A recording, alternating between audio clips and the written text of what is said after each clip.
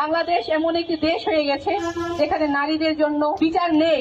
বাংলাদেশে এক আদিবাসী কিশোরীর ধর্ষণের শিকার গত মঙ্গলবার রাত্রে খোকড়াঝুড়ি সদরের এক আদিবাসী কিশোরীর ধর্ষণের শিকার হয়। রাত 9টার দিকে প্রাইভেট পড়ে বাড়ি ফেরার পথে কিশোরীর সম্বন্ধ ধর্ষণের শিকার হয় বলে তার বাবা ডয়েজ বেলাকে জানান।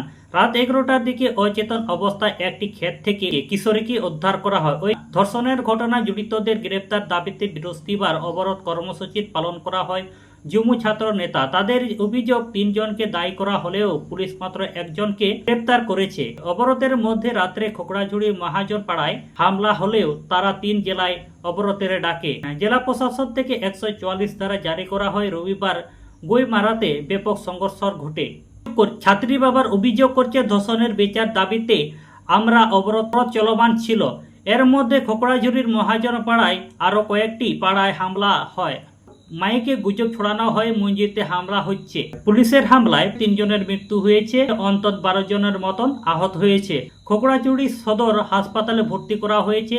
এছাড়া 5 জন এখন পর্যন্ত নিখোঁজ আছে। হামলার সময় 15টি বাড়ির 60টি দোকানপাট হামলা ও আগুন দেওয়া হয়েছে। দিন যেদিন উপস্থিত হয়েছিলাম সেদিন আমরা শুধুমাত্র ধর্ষকের বিচার চাওয়ার জন্য উপস্থিত হয়েছিলাম, কিন্তু আজকে আমরা উপস্থিত হয়েছি ধর্ষকের বিচার চাওয়া, তার সাথে আমার আদিবাসী ভাই বোনদের উপর যে আক্রমণ চলেছে বা চলছে এখন পর্যন্ত তার বিচার চাইতে। যেদিন আমি প্রথম দিন উপস্থিত হয়েছি সেদিন আমরা হয়তো সংখ্যায় কম ছিলাম, কিন্তু আপনারা যে আমাদের উপর আদিবাসীদের উপর হামলা করে আমাদেরকে আরো ঐক্যবদ্ধ করে দিয়েছেন সেটা আমি আজকে দেখতে পাচ্ছি। আজকে আমরা আরো বেশি ঐক্যবদ্ধ হয়ে উপস্থিত হয়েছি। আমরা আরো ঐক্যবদ্ধ হয়ে আমাদের এই প্রতিবাদগুলো গড়ে তুলবো। বাংলাদেশ এমন একটি দেশ হয়ে গেছে যেখানে নারীদের জন্য বিচার নেই।